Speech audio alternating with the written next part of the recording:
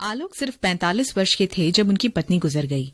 सभी रिश्तेदारों और दोस्तों ने उन्हें दूसरी शादी करने का उपदेश दिया, मगर उनका जवाब हमेशा यही रहा कि मेरा एक बेटा है और वह मेरे लिए प्रभु परमेश्वर का वरदान है। मैं उसे एक अच्छा और योग्य इंसान बनाना चाहता हूँ। अब से यही मेरी जिंदगी का सपना और प्रयास रहेगा। सालों बीत गए और आलोक का बेटा एक होनहार और सुशील इंसान बना। सही वक्त उसकी शादी भी करवा दी। फिर आलोक ने उसे अपने व्यापार का पूरा अधिकार सौंप दिया और रिटायर हो गए। एक दिन जब वह भोजन कर रहे थे तो उन्होंने अपनी बहू से एक कटोरी दही मांगी। बहू ने कहा कि दही खत्म हो गई है। ये बातचीत उनके बेटे ने सुन ली। आलोक के भोजन कर लेने के बाद बहू और बेटे खाने के लिए बैठे। बेटे ने उसी मेज पर एक कटोरा दही देखा जो उसकी पत्नी ने पिता के पूछने पर खत्म हो गया कहा। बेटा कुछ भी नहीं बोला, मगर अगले दिन तक ये बात उसके दिमाग में जरूर रही। एक शाम को जब वो अपने पिता के साथ बैठा हुआ था, उसने झट से उनसे कहा कि पिताजी, मैं चाहता हूं कि आप दूसरी शादी कर लें।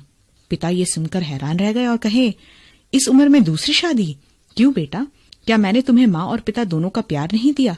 जिसका उत्तर बेटे ने दिया कि मैं आपसे दूसरी शादी अपने लिए एक माँ के लिए नहीं, मगर आपके लिए एक साथी के लिए करने को कह रहा हूं, जो आपकी छोटी सी छोटी जरूरतों को खुशी खुशी पूरा करे, ना कि मेरी पत्नी जैसी जो आपको एक कटोरा दही देने में इतना संकोच करे।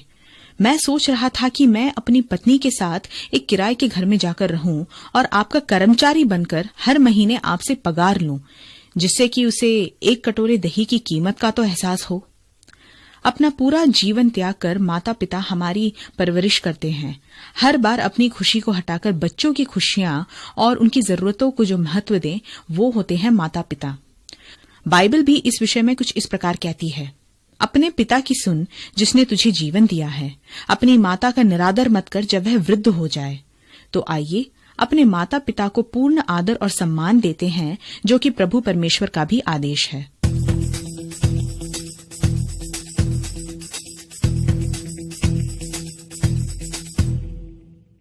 आलोक सिर्फ 45 वर्ष के थे जब उनकी पत्नी गुजर गई।